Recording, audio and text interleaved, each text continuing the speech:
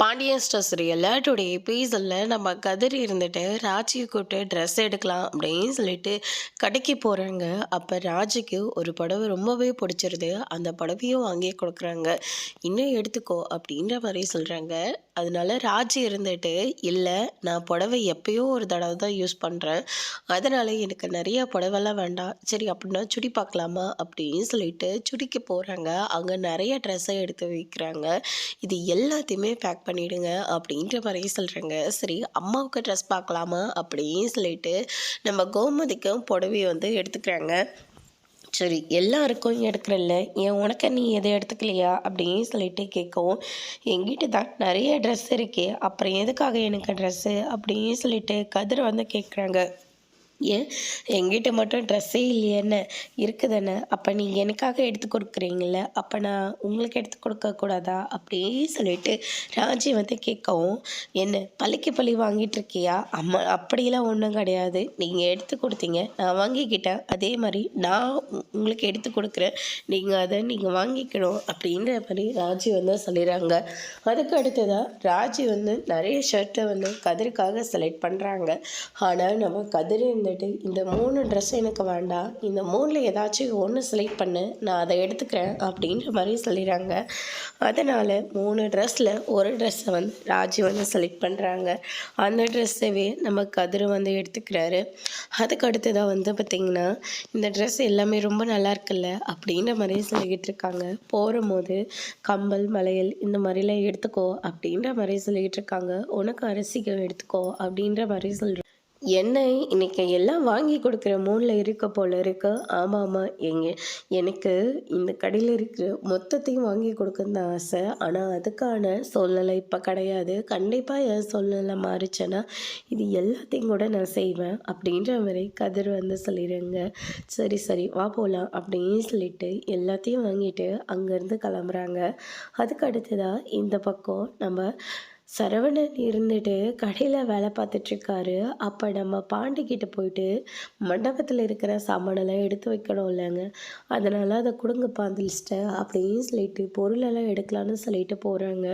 ஆமாம், வண்டியை நாமளே அரேஞ்ச்மெண்ட் பண்ணணுமா, இல்லை அவங்களே வந்து எடுத்துகிட்டு போயிடுவாங்களா அப்படின்னு சொல்லிட்டு கேட்கும். முதல்ல எடுத்து வை, அவங்களே வந்து எடுத்துகிட்டு போயிடுவாங்க அப்படின்னு சொல்லிட்டு நம்ம பாண்டியன் வந்து சொல்லிடுறாரு. சரிப்பா சரவணா, இது எல்லாத்தையும் எடுத்து வச்சுடு, கொஞ்சம் வெளியில் வேலை இருக்குது, அதனால் நான் அந்த வேலையை முடிச்சுட்டு வந்துடுறேன் அப்படின்னு சொல்லிட்டு பாண்டியன் அங்கேருந்து கிளம்புறாங்க. பொருளெல்லாம் எடுத்து வைக்கணும்னு நினைக்கிற போது அவருக்கு ஒரு மெசேஜ் வருது. என்னென்னு பார்த்தா நம்ம அஞ்சலி தான் வந்து மெசேஜ் பண்ணிக்கிட்டு இருக்காங்க. ஆமாம், நான் தானே உனக்கு தெரியுமா, டக்குன்னு மெசேஜ் பண்ணிகிட்ருக்க அப்படின்னு சொல்லிட்டு வாய்ஸ் போடவும், அதனால் சரவணன் இருந்துட்டு டிபியில் தான் உன்னோட ஃபோட்டோ இருக்கே, அது கூடவா எனக்கு தெரியாது, ஆமாம் இல்லை நான் அதை மறந்துட்டேன் அப்படின்ற மாதிரி சொல்கிறாங்க. சும்மா தான், என் நம்பர் இது தான், சேவ் பண்ணிக்கோ, ஃப்ரீயாக இருக்கிற போது ஒன்று நான் கூப்பிட்றேன், இல்லாட்டி நீங்கள் கூப்பிடுங்க அப்படின்னு சொல்லிட்டு அஞ்சலி வந்து ஃபோனை கட் பண்ணிடுறாங்க. சரவணனும் ரொம்பவே சந்தோஷப்படுறாரு. அதுக்கு அடுத்து தான் வந்து பார்த்திங்கன்னா, இந்த பக்கம் நம்ம மயில் இருந்துட்டு ரொம்பவே வருத்தத்தோடு இருக்காங்க. என்னடா இது, யாருமே நம்மளை பற்றி கொஞ்சம் கூட கவலைப்பட மாட்டேன்றாங்களேன்னு சொல்லிட்டு. அதுக்கடுத்ததாக கோமதி இருந்துட்டு வீட்டில் எல்லாருக்கும் சாப்பாடு எடுத்து வச்சிட்ருக்காங்க. நம்ம பழனியும் அங்கே தான் இருக்கார். ஏடா மாப்பிள்ள, கடையில் எப்படா வியாபாரம்லாம் போகுது அப்படின்னு சொல்லிட்டு கேட்கவும், எல்லாமே நல்லபடியாக போயிட்டு தான் மாமா இருக்குது, அங்கே எப்படி போகுது அப்படின்னு சொல்லிட்டு கேட்குறாரு. உடனே பழனி இருந்துட்டு இங்கேயும் எல்லாமே நல்லபடியாக தான் மாப்பிள்ள போயிட்டுருக்கு அப்படின்ற மாதிரி சொல்லிடுறாங்க. அதுக்கு அடுத்ததா, என்னக்கா உனக்கும் மச்சானுக்கு இருக்கிற போர் ஒன்றும் முடிவுக்கு வரல போல இருக்கு, பேசாமல் சாப்பிடு அப்படின்ற மாதிரியே சொல்லிடுறாங்க. இனிமே நான் அவரோட பேச்சுக்கே போகிறதா இல்லை. மயிலே இறக போடுனா போகிறதும் கிடையாது, ஒன்றும் இல்லை, அதனால் இனிமேல் நான் அவரை கண்டுக்கவே மாட்டேன் அப்படின்ற மாதிரி சொல்லிக்கிட்டு இருக்காங்க. ஆனால் பாண்டியன் வர்றது முன்னாடியே தெரிஞ்சுக்கிட்டு சேரையெல்லாம் நவுத்தி விடுறாங்க. சாப்பாடும் எடுத்து போடுறதுக்கு போகிறாங்க. ஆனால் பாண்டியன் இருந்துட்டு ஒன்றும் தேவையில்ல, நானே போட்டுக்கிறேன்னு சொல்லிட்டு அவரே எடுத்து போட்டுக்கிட்டு இருக்காரு. என்ன மச்சான், அப்போ நடந்த பிரச்சனைக்கு இப்போ அதுக்கு முடிவு தேவையா, எதுக்காக நீங்கள் அக்கா கிட்டே பேசாமல் இருக்கீங்க, பேசலாமில்ல அப்படின்ற மாதிரி சொல்லிடுறாங்க. கடையில் ஒருத்தன் தப்பு பண்ணவே என்னால் ஏற்றுக்க முடியாது. இதில் கூட வாழ்கிறவ இவ்வளோ பெரிய உண்மையை மறைச்சி வச்சிருக்கா. அது எல்லாத்தையும் தூக்கி போட்டுட்டு எதுவுமே நடக்காத மாதிரி அவகிட்ட நான் சிரித்து பேசணுமா அப்படின்னு சொல்லிட்டு நம்ம பாண்டியன் வந்து சொல்லிடுறாரு. அதுக்கு அடுத்ததா எனக்காக யாரும் பேச வேண்டாம், அமைதியாக சாப்பிட்றா அப்படின்னு சொல்லிட்டு கோமதி வந்து சொல்லிக்கிட்டு இருக்காங்க. அதுக்கு அடுத்ததாக வந்து பார்த்தீங்கன்னா கதிர் எப்படா வரானா அப்படின்னு சொல்லிட்டு கேட்கும். கோமதி தான் பதில் சொல்கிறாங்க. சரவணனை பிடிச்சி திட்டி விடுறாங்க. வாயில் என்ன கொழுக்கட்டையை வச்சிட்ருக்க, உங்ககிட்ட தானே நான் பேசிக்கிட்டு இருக்கேன், உன்னை தவிர இந்த வீட்டில் எல்லாரும் பேசுகிறாங்க அப்படின்ற மாதிரி சொல்லிடுறாங்க. கொழுக்கட்டை இல்லைப்பா, இட்லி தான் இருக்குது அப்படின்ற மாதிரி சரவணன் வந்து சொல்லிடுறாங்க. இதை கேட்டு ஒன்று கோமதிக்கே சிரிப்பு வந்துடுது. அதுக்கு அடுத்ததாக வந்து பார்த்திங்கன்னா இந்த பக்கம் நம்ம பாக்கியம் இருந்துட்டு சாப்பாடெல்லாம் எடுத்து வச்சிட்ருக்காரு.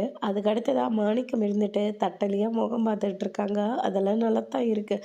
ஆமாம், இன்றைக்கி என்ன சாப்பாடு, நீ லட்ச லட்சமாக சம்பாதிச்சுட்டு வந்து கொடுக்குறல்ல, அதனால் வகை வகையாக நானும் சமைச்சு வச்சுருக்கேன் அப்படின்ற மாதிரியே சொல்லிடுறாங்க. இன்றைக்கும் இட்லி தானா அப்படின்னு சொல்லிட்டு மாணிக்கம் வந்து சாப்பிட்டுட்ருக்காங்க. சுடரை வந்து சாப்பிட கூப்பிட்றாங்க. தங்கமயில கூப்பிட்றதே இல்லை. இருந்தாலும் பரவாயில்லன்னு சொல்லிட்டு சுடர் இருந்துட்டு இதெல்லாம் நம்ம அப்புறமா மடித்து வச்சுக்கலாம், முதல்ல வாக்க சாப்பிட்லான்னு சொல்லிட்டு கூட்டிகிட்டு போகிறாங்க. போய் தட்டு எடுத்துட்டா போ அப்படின்ற மாதிரி சொல்லிடுறாங்க. சுடரையே போயிட்டு மயில் கொணும் அவங்களுக்கு கொணும் எடுத்துகிட்டு வந்துடுறாங்க. ஆனால் பாக்கியம் இருந்துட்டு சுடருக்கு மட்டும்தான் சாப்பாடு எடுத்து வைக்கிறாங்க. தங்கமயிலுக்கு அப்படியே தட்டை குண்டாவோட நவுத்தி விட்டுடுறாங்க. தங்கமயில் வந்து ரொம்பவே ஃபீல் பண்ணிகிட்ருக்காங்க. இந்த வீட்டில் 3 பேரை சாப்பிட்றதுக்கே வழி இல்லையா, இதில் 4வதாக வேற ஒருத்தி வந்து உட்காந்துக்கிட்டு இருக்கா. எவ்வளோ வசதிக்கு மீறி நான் கஷ்டப்பட்டு கல்யாணத்தை பண்ணி வச்சா வாழ்கிறதுக்கு துப்பு இல்லை, இங்கே வந்து உட்காந்துக்கிட்டு இருக்கா. என் அம்மா தான் போய் சொன்னாங்கன்னு சொல்லி அன்றைக்கி அத்தனை பேர் முன்னாடியே சொல்லி விட்டுட்டா.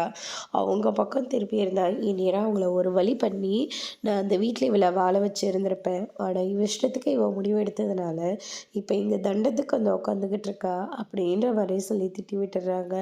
மயில் வந்து சாப்பிடாமையே அங்கேருந்து ரூமுக்கு போயிடுறாங்க.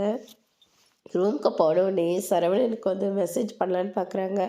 ஆனால் மயிலோட நம்பர் பிளாக்ல இருக்கிறதுனால மெசேஜ் அனுப்புனாலையும் அவருக்கு போய் சேராது.